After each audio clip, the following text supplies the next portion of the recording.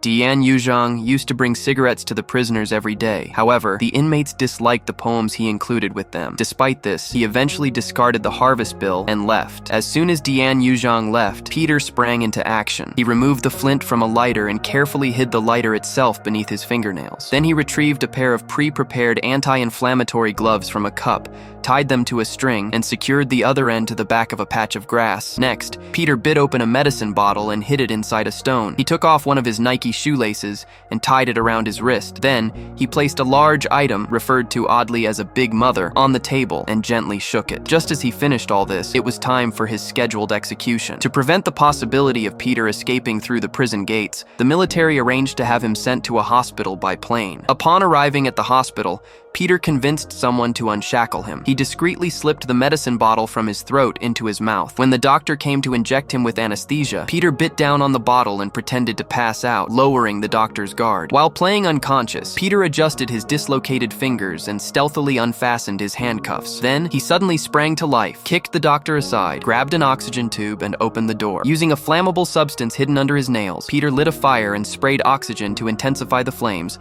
turning the operating room into a chaotic inferno. He bolted from the OR and rushed to the kitchen, then dove into a ventilation pipe. With the help of the kitchen's powerful exhaust fan, Peter navigated the ventilation system, descending all the way from the 88th floor to reach the utility room. There, he disguised himself in a doctor's uniform to attempt an escape. However, due to his status as a high-risk criminal, the police had already secured the hospital. Peter had no choice but to hide again. He threatened a doctor with an electric drill, forcing him to amputate his foot to mislead the authorities. After the procedure, Peter used a ring to spray something throughout the elevator room. Just as the police closed in on him, he pretended to surrender, only to toss a lit cigarette into the flammable area, causing an explosion that shut down the hospital's entire electrical system. Taking advantage of the chaos, Peter dashed into an air corridor, climbed over a railing, used his clothes to block the surveillance cameras, and finally managed to escape into the night.